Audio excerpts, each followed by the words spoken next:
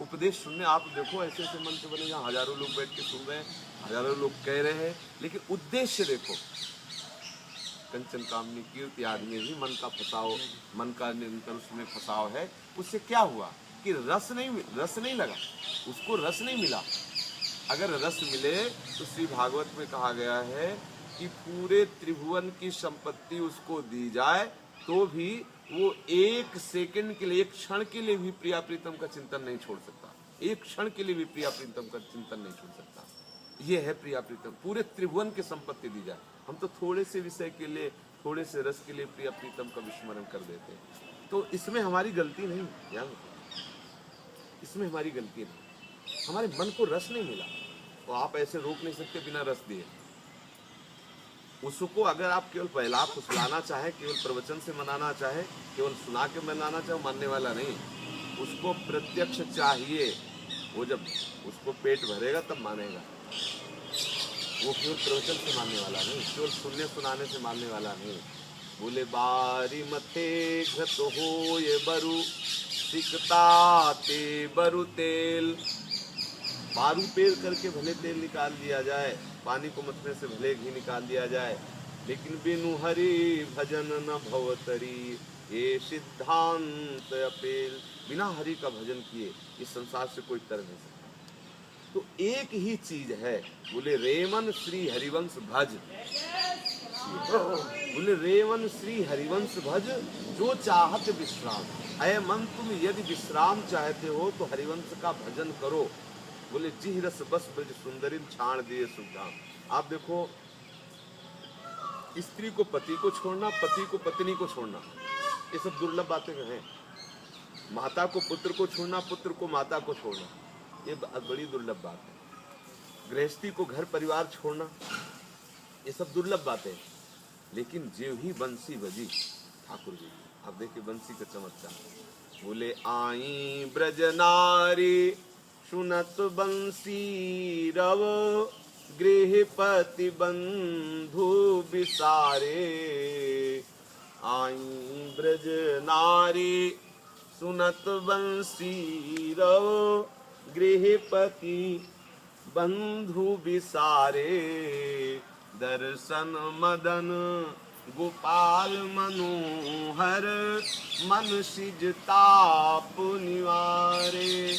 हर्षित बदन बंक अवलोकन सरस मधुर धुनि गावे।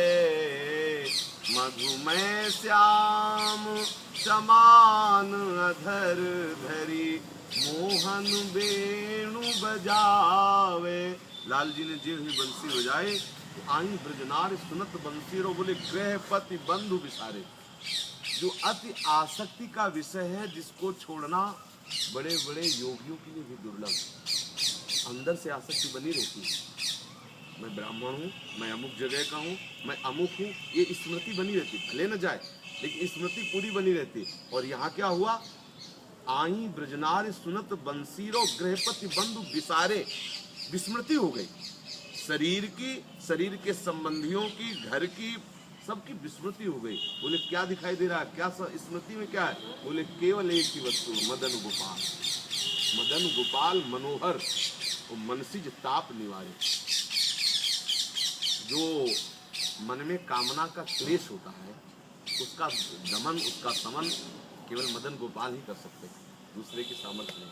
जो हमारा मन विविध प्रकार की कामनाओं से जल रहा है, उसका समन करने के लिए केवल लाल जी, दूसरा कोई। श्री कृष्ण के चरणारविंद हैं, जिनसे हमारा हृदय परम शांत होकर के परम सुख का अनुभव करने लगता है। अब उस सुख शांति में, जिस सुख शांति का वर्णन किया जा रहा है, जिस सुख शांति के लिए हम चाह रहे हैं, हमारी आपकी सामर्थ्य नहीं, हमारी आपकी सामर्थ्य। कोई ये कहे कि हम साधना के द्वारा अपने चित्त को निर्विषय कर लेंगे, मेरे समझ की बात खत्म हो गई। मेरे विषय, मैं अपनी बात कहता हूँ।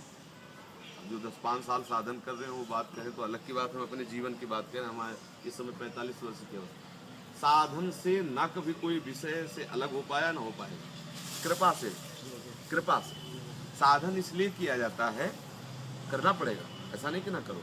साधन इसलिए किया जाता है कि करने का जो वेग है, क्रियाओं का जो वेग है, यदि तुम सत्क्रिया नहीं करोगे तो असत क्रिया कराता रहेगा, और असत क्रिया कराते रहोगे तो असत क्रिया से अविद्या का इतना बड़ा मोटा पर्दा हो जाएगा कि आप कृपा को नहीं ले पाएंगे। ऐसे से ऐसे करना पड़ेगा, पर ऐसे करने मात्र से आप तृप्ति नहीं हो जाएगी।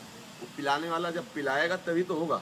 अब पिलाने वाला पिलाएगा आपका ऐसे ना हो तो भी नहीं बात बनेगी। तो साधन ये हुआ, अपने दोनों कर जो है अन्य जगह से हटा करके और अंजलि पास के बैठे, ये साधन हुआ, और वो कृपा हुई जो पिला रहा है। अब हम पे कृपा तो है लेकिन अंजलि नहीं फंसी है। अच्छा, अंजलि फंसी है लेकिन छेद है नीचे, बड़ा सावधानी का विषय है। तो साधन क्या, साधना हो रही है लेकिन अहम रूपी छेद है, अहंकार। मैं ब्रह्मचारी हूँ, मैं जितेंद्री हूँ, मैं ज्ञानी हूँ, मैं। इससे क्या हुआ, इतने छेद हो गए कि जो कृपा आई वो सब बह गई और चित्त रूखा का रूखा रह गया। बोले महाराज मैं 10 वर्ष से सत्संग कर रहा हूँ, कोई आनंद नहीं आ रहा। आपकी अंजलि में कमी है। यदि आपकी अंजलि बिल्कुल ठीक बंधी हो तो साधन से तृप्ति नहीं होती। आपको बिल्कुल सत्य समझ लो। कल शाम के एक आए थे, उन्होंने कहा कि स्वभाव बदल सकता है। उन्होंने फिर प्रश्न किया था, स्वभाव बदल सकता है। उन संत ने कहा कि आपके अंदर स्वभाव बदलने की चाह हो। बोले जब बाल रत्नाकर डाकू का स्वभाव बदल सकता है तो आपका भी बदल सकता है। चुपचाप हाँ हाँ बड़ी बड़ी कृपा, ऐसा सुनते रहे। जब चलने हुआ तो हमने अपनी बात डाल दी। ये मत समझना हम खंडन कर रहे हैं किसी संत की बात, लेकिन तुम्हारी चाह से स्वभाव बदल जाए ऐसा नहीं। स्वभाव सदैव कृपा से बदलता है, और वो कृपा जो भगवत कृपा है उसका रसास्वादन कोई डायरेक्ट नहीं कर सकता। चंदन को कृपा समझो और समीर को उस कृपा का रसास्वादन कराने वाला समझो। चंदन तो कृपा है, चंदन का पेड़ कृपा है, और जो वायु उसको स्पर्श करके आ रही उस कृपा का रसास्वादन कराने वाली है। तो कृपा, भगवत कृपा का रसास्वादन कराने वाली वायु संत जन है। भगवत कृपा तो सब पर मोरी बराबर दया।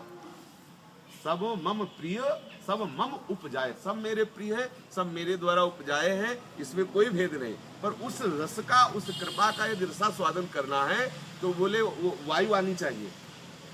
जैसे वायु आती है और घ्राणेन्द्रिय में आनंद, ओहो ये रायवेल की खुशबू, ये मालती की खुशबू, ये जूही की खुशबू, हम कितनी दूर है पर वायु की कृपा से उसका बोध हो जाता है। ऐसे ही भगवत कृपा रूपी चंदन की सुगंध संत महात्माओं के वायु रूपी स्पर्श से उन्होंने जो अनुभव किया है, उनकी जो वाणी है, उसकी स्पर्श मात्र से हमारा हृदय आह्लादित हो जाता है और वो सुख का अनुभव करने लगते हैं जो भागवतिक सुख है, परम सुख है।